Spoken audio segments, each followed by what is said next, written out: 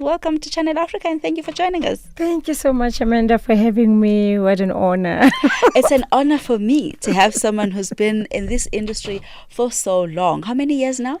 31 years. 31 years. Yes, ma'am. Where did it all begin? You know, the word of God says we have our own plans, but God says his plans are even better than ours. There was a guy by the name of William Walker and Sam Mufula. They worked for the SABC. Actually, they worked for Trillion, which was making productions for the SABC. They were at schools, going around, getting choirs together, music together. And one day they said to me, you know, there's a magazine program that's coming up. They will be looking for a presenter. Would you be interested to go and present? I had never been on television. It was something new for us in South Africa, especially being black, because the white channel was already running. And I was like, okay, I'll go.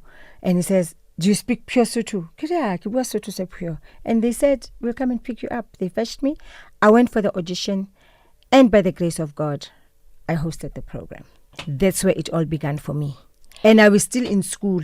You were still in school when this all happened? I was still in school. You said you wanted to be a medical doctor. Yes. What made you want to be a doctor? I think it's just because I love people. I like to heal people. I didn't know by then. It was just that thing that was in me that, I want to become a doctor. But because God instills things in us even when we do not understand, you only realize later down the line, oh, that's why I wanted to become a doctor. But then God gave me the gift of becoming a better doctor, not a scientific doctor. So now, how would you say you were able to live your dream as a doctor in a different field? You know what? By the grace of God. Because when you read Psalm 20, it says, when you cry out to God, God answers your prayers. When you cry out to God, God will give you answers. And I was like, why didn't I become this medical doctor? Mind you, during that magazine program, I was meeting people of all walks of life. And that's where my interest developed for to be in television. Not even knowing whether will I be this anchor presenter or just a presenter or an actress, but I just thought this is the way maybe where God wants me to. And as I was in school, my direction got ordered and he toned it. And then I found myself, after completing my matric, I'm doing these programs, I'm doing children's programs, I'm translating scripts, I'm doing dubbing at the SABC. Then the opportunity came for me to go and audition for Lisilo Rula. Okay. Now, before we even get there, while you were, a little girl growing up at home, was there any sign that this child has it in her, that she'll be in the entertainment industry, she has what it takes to be in front of cameras? Were they able to pick that up? Amanda, my mother was a journalist, and I remember one time the United Nations was coming to South Africa, and I was chosen to go and represent the youth in South Africa, to go and speak at that event. And I think this is where my mother picked up that this one, she's got that thing in her. She's not shy to speak amongst people. But the thing is, she didn't know that inside I had butterflies. But once the opportunity presented itself, then I just ran with it. Yeah. And then you were presenting, doing kids shows and the magazine program that we're doing. Yeah. What made you want to go audition for, was it a TV drama? Yes, it was a television drama, Lisilo Rula. That's where I first encountered your face. I just didn't remember exactly which one. Yes, I was playing Mappy for the Raytwana's girlfriend. I think because I had already tasted being on television. And it was already something that was already injected in my veins. And I said, okay, let me go and audition again and see if I make it. And I just made it. I just made it. Every time I go to an audition, I just made it. And I think also it's because I never did shut God out of my life. In everything that I do, I put God first, and I say, if it be your will, let it be. If it not be your will, I will still embrace it. I know your plans are higher than mine. Yes. What made you fall in love with acting? Because it shows in the work that you've put out. I think it's because when I went into it, it was something new for Black people. We were never exposed to that kind of career. And then I thought, this is a new career. This is something new. Let me just try it out. And if God's willing, it's mine. God will obviously open doors. And it just happened that, like I thought, that God will open doors, and God did. And God just graced me with a talent. Mm-hmm. Yes. Having mentioned that there were not a lot of black people that were following that path, Yes. who did you look up to? Who was your role model in the industry? Obviously not black people, I suppose. Or were there some that had some roles that you thought, maybe I can then, get something from this one? With me, I will not say I had any role models, because we started when they were just putting programs together for TV2. Mm-hmm. And then we happened to be working Lillian Dube, Bo Connie Chume, who happened to have been my teacher when I was doing my Standard 5. Mm-hmm. And those were the people that I said, okay, if Mom Connie was my teacher and she's also in the industry, then it means I'm on the right path, because she left teaching and this is what she's doing. And that's one thing I guess that also made me fall in love. And by then the industry was so close. We worked together like a family. We were family, bonded together by love. Yes. Would you say that's something that is experienced in the industry today? No, we are lacking it in the industry today. It's everybody for himself. That love is no more existing. What do you think can be done to teach this generation to embrace that love that you guys experienced back in the days? And I believe that's what made you to be excellent in what you did. Yeah. Amanda, in the olden days, we used to look up to God like nothing. Today, people are looking at so many different things that are distracting them.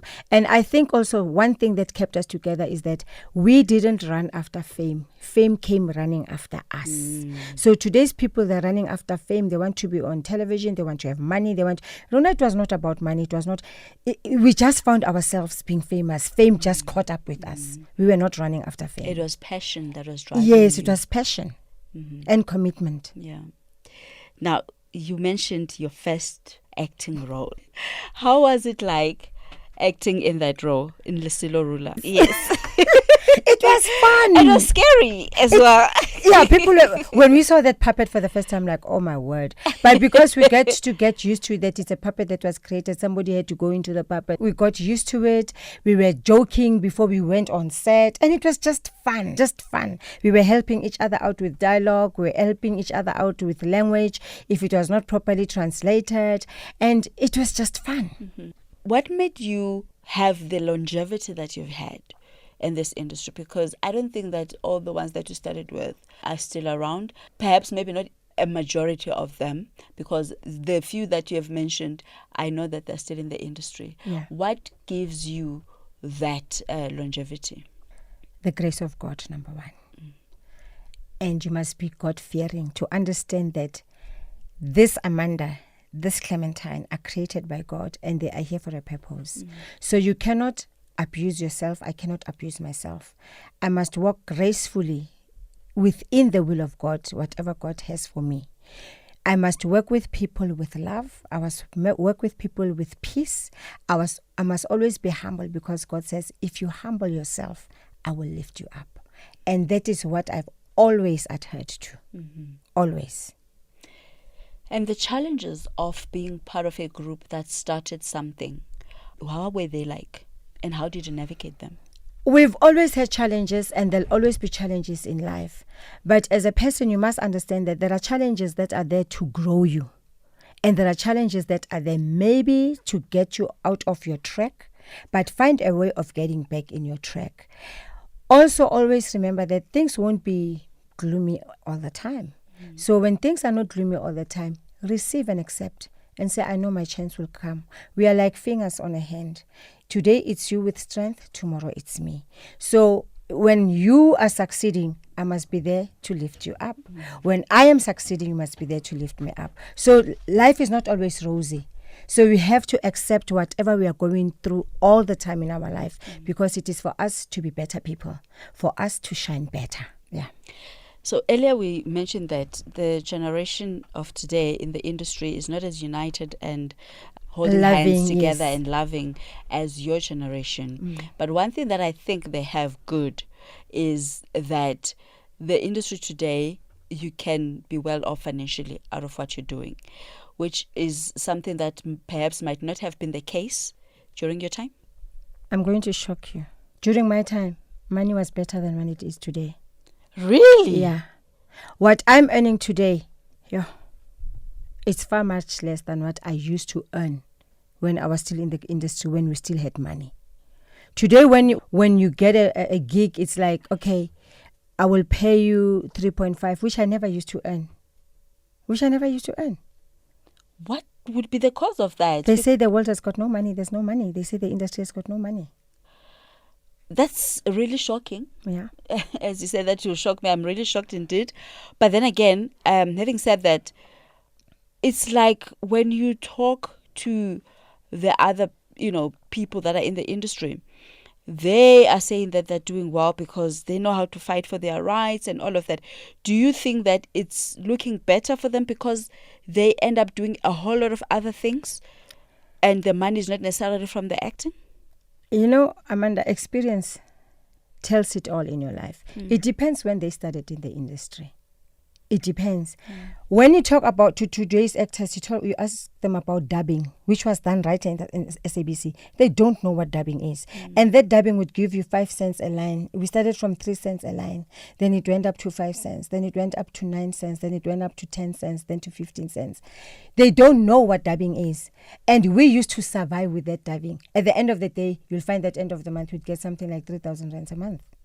By then. Today, 3,000 rands a month means nothing. It's nothing. It's a day's budget. So maybe Bona is because they have just entered into the industry and they've just been exposed to the amount of money that they never were used to. I don't know. I can't talk on their behalf. Yeah. But one would also expect that for someone who is as experienced as you are and your fellow colleagues that you started with, there should be value attached to what you are being paid. What do you think is the reason why you are saying that there isn't enough money to pay you guys? Amanda, for the fact that I can still be called for auditions today, it just shows a lack of respect for value and talent. If I was in the United States, I don't think I would be called for auditions. But some of us are still called for auditions. You don't know, is it because directors don't know you or producers don't know you? And some of them, even though you go for auditions, they will turn up and tell you, when we sat down and we spoke about budget, we wouldn't reach your amount of money to pay you. So unfortunately, we had to go for somebody lesser. Even with myself, there are instances when I turn down jobs and I just feel like what you want to pay me is an insult indeed. And thank you very much. Get somebody who will do the job for that amount. What do you think can be done, though? Last week we were at the announcement of the nominees for the SAFTAs, and I spoke to one of the veteran actors in the Teacher Mufokeng and asking that, what do you think can be done to improve the way the industry is operated? In your opinion, what do you think can be done? Because what he mentioned was that, there are challenges that cannot be done away with. Yes. What is important is to look at some of the improvements in terms of how the industry has opened up and, people are given more roles and all of that. But in the line of what we're talking about now, in terms of people not being compensated enough, what do you think can be done to improve that, if at all? I think if we can have business people coming on board, if we can have government coming on board, because even when you listen to presidents, I don't know from how many years down the line, when there's budget speech, is our industry involved? No. Included? It's always excluded. It's always marginalized. You'll never hear budget being allocated into our industry. Never, ever. So I think if government can also step up, we have the Department of Arts and Culture, but it's doing nothing. That's what I was going to mention, that what is the role of that department? I don't know. At least IDT, it comes in and then it will sponsor certain projects. But the Department of Arts and Culture, literally, most of the time, it does nothing. And it's unfortunate because now people are, it's like they are fighting alone, not knowing where to cry out to. I'm saying this because we've read comments and things that were said about actors that were unhappy with certain production companies, and people saying that it's not necessarily about those people. Those people are operating on a budget that they're given, and so they will not give you what they don't have. And then the clashes will be between the actors and producers Where are we having it wrong? Amanda, with my experience, I will tell you something that's going to shock so many people. I remember some years back, I was working behind the scenes and I was working with a company I will not name and shame. And it was a white people's company. One morning I walked into the office and one of the producers is fuming. They were partners in this company. And I'm like, what's going on? And she's like, we sent a budget request. This is the budget that we got. It was approved. But when it came, this producer I was talking to was not aware that it was already approved the way they had requested for it. And then she said she just discovered that her partner has taken half of the budget into his personal account and the other budget he wanted to run the production with. So it's not a thing that started this morning. It's long been going on. It's just that this time people want to take all. At the end of the day, they want to remain with so much money that is going to be a profit for them. And they forget about that the people that are also working, they've got families, they've got debts to pay. They also have got kids that must go to school. Everybody wants to live a better life. But if I want to take 95% and give 5% to the people, that's not fair. That's not fair. So it's not a matter of what we received was not enough for everybody. Yeah. It's a matter of I've got this chunk and I'm going to take so much and then I'll accommodate everybody else with what is left. If what you receive is not enough, why even go into that production? If you know that at the end of the day, you're going to be left with so many overheads, why even do the project? Because then it means it's going to bite into you. Or it means some people are going to be unhappy because you have taken somebody that's not going to satisfy everybody. Now, the unhappy people do the right thing. They speak out and they voice their concerns, but then they are victimized. And then they are marginalized. Then they don't get roles. Yeah. So what can one do to address this? The intervention, where should it be coming from? Because clearly it shouldn't be coming from the actors, because then tomorrow they're not going to have a job. Nobody's going to want to cast them. If only we could have a good guild, actors guild in our country, I think that would be something that would help us out, for agents to work together with the guilds, to work together with the production companies, because everybody's representing themselves. Even some of the agencies, they are not strong enough to stand up for their actors. They're not. So at the end of the day, the strong, it's either they'll survive and the weak will just go down. It's a tough industry to have Very tough. Been able to stay in By for the grace so of God, long. as I said, by the grace of God. All right, we'll hear more about your story after this break. Hello, this is Tshofatso August Modiga Powers, and you're watching Living Life by Design with Amanda Machaka.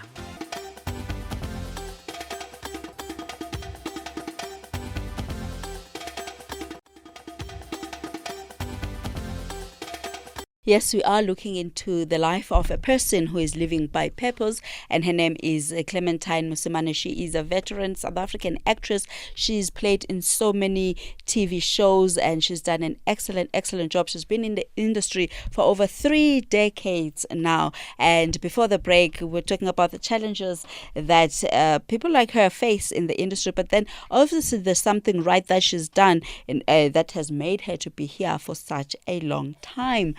You mentioned, Mama, that the grace of God has kept you. Yes. But I'm sure that there is a character within you that you developed that made you to be able to be this resilient and be able to navigate the challenges that you faced in the industry and still be standing today.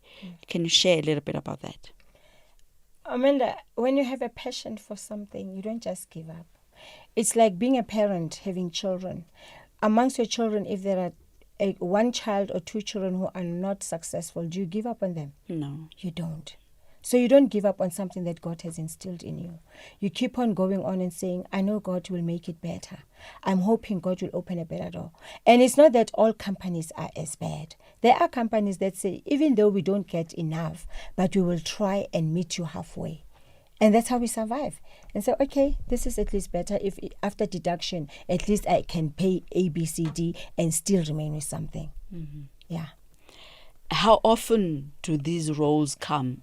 Are there periods of like dry season? And then there comes a time that there's just, a role after role after role?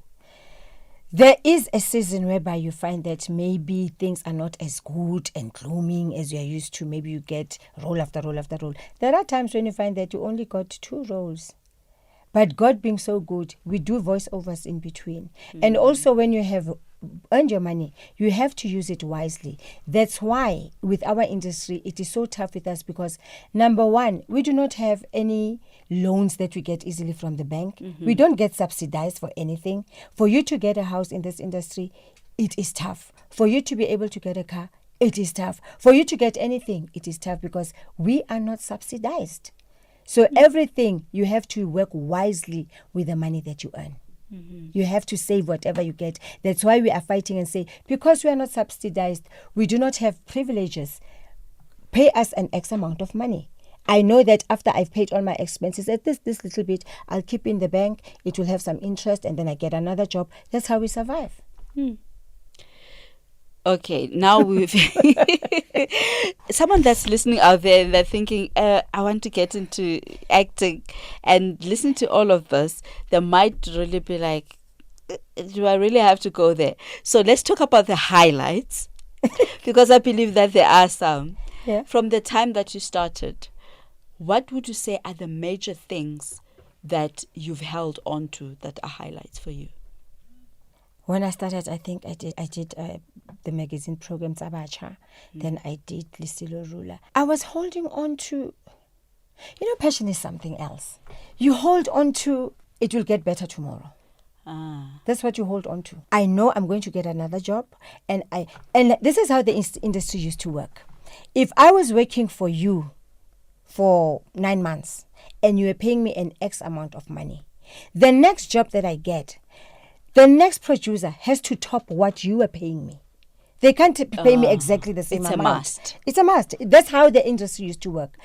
When the industry started to open up to people were coming in, people not knowing. Even agencies, there were agencies that were just taking every job that they found for any amount of money. And that's how our industry became exploited. Because now they saw, there are other people that can go for a lesser amount. Then we'll start employing them with a lesser amount. And white people, they speak. If I go there and I was supposed to have earned 8.5 and you come in, you say, no, I'll take it for 6.5. When I walk in, they'll tell me, Amanda said she'll take me it for 6.5. Then we started to say, okay, we've got snitches here, we've got people who are selling us out. Is this how it is? So this is why we ended up with an industry like this. And so what keeps you going is the passion, the hope that there's going to be something better. Yeah, and there's somebody who understands me. More especially producers who've been long in the game. Some of them, they understand where we're coming from. And some of them have come and gone. Yeah. They've come and gone. From the time you started? Yes. Up until now. Back then, there were not a lot of productions out there. Yes. Right? Yeah. Right now, there is so many. Someone who's looking from the outside, like myself, we would say that, okay, it looks better now because it means that there's jobs for, everyone in the industry. Would you say it's better to have it the way it is now with all these productions that are running? Or was it better the way it was with the few that were there? Amanda, we have to evolve. We have to grow. And as we grow, unfortunately, there are things that falls off the wagon. Better then, we had fewer production companies and we had whatever amount of actors that we had. But we would get picked up at our homes. Today, companies don't want to pick us up at homes. It's a number on your fingers that you can count that at least this one, when they have a production, they pick me up. That one. And mind you, in whatever budget that you ask for, there's transport money allocated, but they don't want to use it. They don't want to, and they think people don't know. We've worked behind the cameras, we know. There's transport money allocated. If I have to ask for want a production from the SABC, and I say to the SABC, this is the production, this is the budget. SABC, when it gives me the budget, it stipulates everything. For wardrobe, for food, for transportation and everything. But when they get it, they're pinching from it.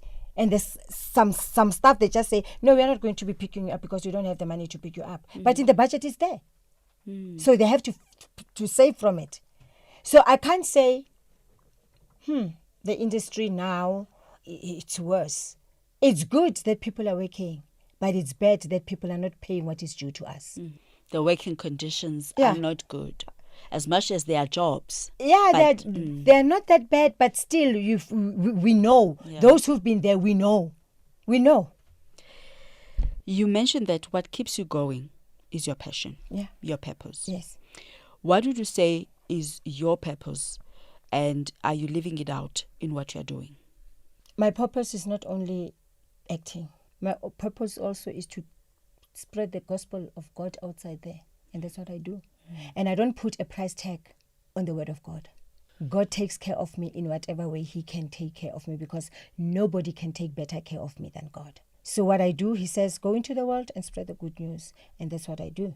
And that's my purpose, to win souls for the kingdom of God. For someone who has that kind of a purpose, it would mean that, you correct me if I'm wrong, when roles come, you don't just jump at any role that is given to you. You are looking at roles that line up with what your purpose is. You know, yes, that's what you do. At times, Amanda, the roles are not so exposed that you can actually put your finger on it and say, no, I can see this is not a good role. I remember there's an audition I went to. Yes, the name was saying it, but I was like, maybe it's not what it really means. And I went for that audition.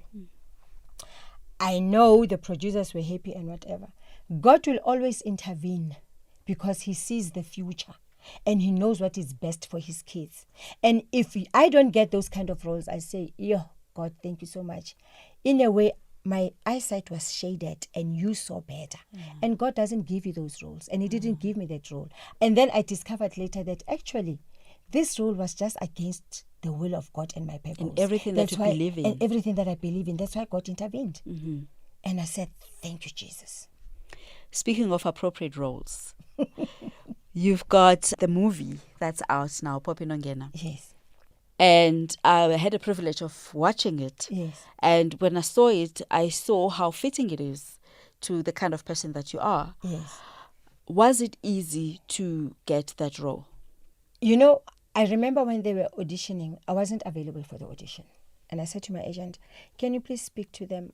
Can they have me when they have their callbacks? And I just said, God, if you can give me that favor. Then I went to the audition. They said, yes, I can come back when they have I can come when they have their callbacks. And I went. I took my mom's old clothing and I went for the audition. Mind you, Amanda, you don't just do things. God says, put me first. And in everything that I do, I pray and I ask God for direction, for favor. And God granted me the favor. But one thing, when I left that audition room, I felt it in my gut that that was my role. I didn't know. I felt it in my gut. Yeah. So the Holy Spirit was confirming to me that this is your role. And when they called me to go to Cape Town, they said to me, you're coming for a second call back. And I was like, in Cape Town? When I went there, it was for a screening with Stone, who was playing my husband. And I was like, Stone, it's the only two of us here. And they said it's a callback. Where are the other people? No, man, this is our roles. We are taking this. This is ours. Yeah. And indeed, it were our roles. And every day I went to set, I would say, God, Holy Spirit, be with me. I'm a vessel. You know best. When I come back, I would say, thank you, Lord, for a wonderful day. Thank you for carrying me through. Do it again for me tomorrow. And that's my lifestyle. That's how I do it. What were the things that were common between you as Clementine and Poppie Nongena? Eunice Ntsata. Her real name is Eunice Ntsata. Oh, yes. Yes. One thing we had in common was the belief system. She was a fighter, not giving up. I don't easily give up. And her yes was her yes, and her no was no. If she liked something, she would say it. I'm like that. If I like something, I like it. If I don't, I don't. That was the kind of person that she was, and I'm that kind of a person. Now, for the benefit of our listeners who might not necessarily know what the movie is about, without me giving it all away, it's about our history as Yes. South Africa, Yes. the apartheid regime, how black people were treated, and how there was segregation as well. And Poppie had to bear the brunt of that. Yes. And how important is it for the youngsters today to know the history that we have as a nation, so that they can appreciate the freedom that they're enjoying now? Exactly. It is very relevant for our kids to go and see how we were treated in South Africa as women, black women, not having freedom of movement. If I had to leave Soweto to go to work in Sandton, I needed to have a work permit. Without that permit, I would be arrested. I needed to have a dompas. Without the dompas, I would get arrested. It's not only also about the political struggle that we had, it's also about the women in the story. When you look, it had nothing to do with color, but it were women reaching out for one another. Our mothers, they are icons. Understanding that you had to be a mother, raise 2 families, put food on the table, having a sick husband, having a child that could see your struggle and still be a comrade. And as a mother, you still felt that I do not want my child to become that. I want better for my children. What a beautiful lesson that they can take out of this. Yes. After the break, we'll talk more to Clementine Mosimane. Welcome back to Live by Design, right here on Channel Africa, the African perspective. And today on the show, we're joined by Clementine Mosimane. She's an actress based here in South Africa, and she's been sharing her story, very inspirational indeed, the challenges that she went through, and the latest movie that she's starred in. Mom Clementine, what are some of the favorite roles that you've played in the 3 decades that you've been in the industry? Amanda, every role is nice. Every role is a there challenge. There must be those that is like, man, I remember when I played this. It was, yeah. Yeah, I enjoyed playing Matwakabele when I was my senior's girlfriend.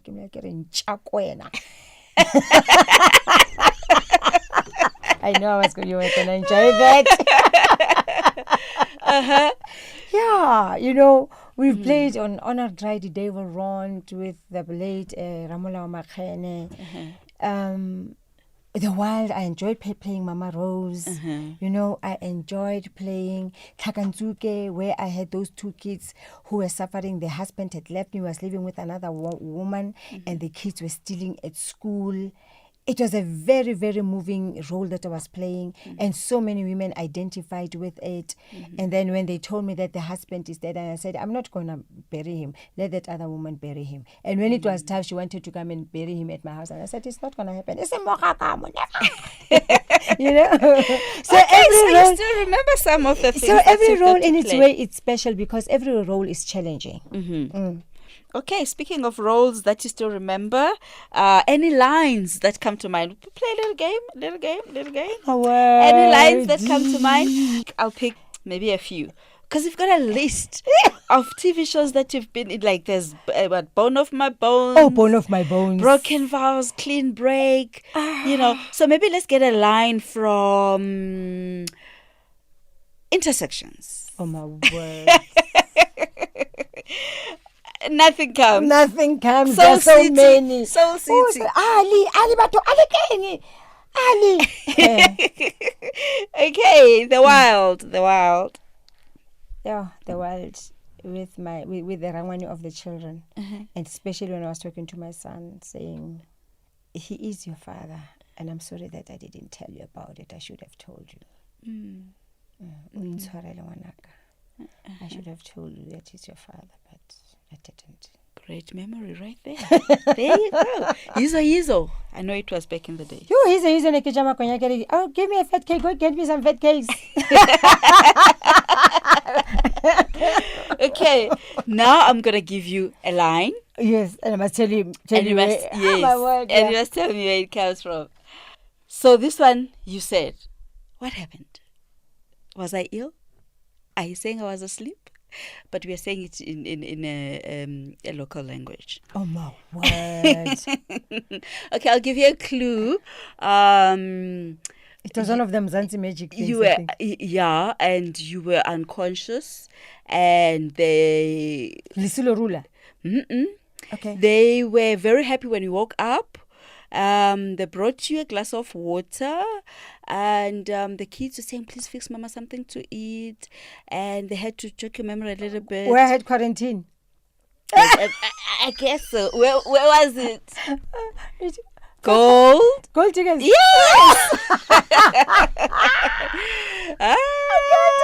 How long ago was that? Gold diggers. I did Gold Diggers in 2014, 2015. I remember because my mom passed on in 2015. Yeah, 2015, 2016. Yeah. Okay. And then this one says, what good is a house there when my life is here? Ah, that's Poppie Nongena. It's a recent one. Of course we would know it. Without really giving it away. But what was happening there when you were asking, what good is a house there when my life is here? Yeah, because the Home Affairs, Pass Office wanted to send me to Transkei, and they were saying, okay, you have to go to Mdantsane. They were saying I had built my house here, but they're saying to me, okay, when you go to Mdantsane, you'll get a house with running water and there's a school. And I was saying, why must I go there when my life is here? I was born here. I'm working here. There's no work there. Yeah, and how did you say it in Afrikaans? How do you say that in Afrikaans?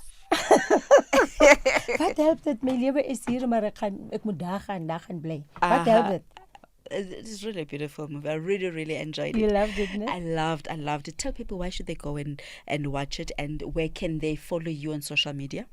Please go and watch Poppie Nongena. It's at Stekenico at New Metro Private Movies. You go to Monte Casino, you will bump into it. You will see it.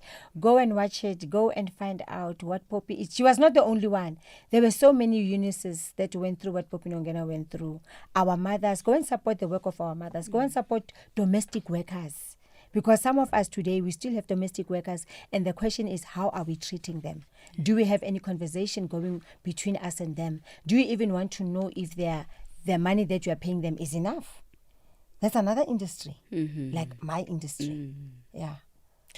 I know that. And find me on Clementine Mosimane at Lady Clemza. That's my Instagram. At Lady Clemza. At Lady Clemza. All right. I know we've actually tackled the challenges that are in the industry, but how do you encourage that aspiring actor that's listening right now? What would you say to them in terms of them getting up and going for what they believe in? Listen, my darlings, acting is a wonderful career. We can play so many roles, but we can. There's one industry where you can be a doctor, you can be a pastor, you can be a prostitute, being yourself. Not other careers can do this except our career. Love your career, respect your career, honor time, honor the fellow people that you work with, respect them, because everything starts with us. So when we have that, we can reach out to other people with what is in us. We can't give them what you do not have. You can't give people what you do not have. Yes.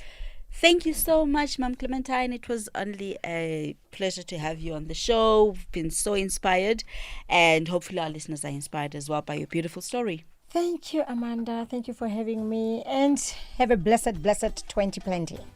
Thank you. And this has been Life by Design on Channel Africa, The African Perspective. Let's connect on social media. On Facebook, it's Living Life by Design. And on Twitter and on Instagram, our handle is at living_life by design. From myself, Amanda Machaka, producers Yamintle Nyama and Mbongiseni Choma. Thank you for listening. Till next time. And remember, you are the architect of your life.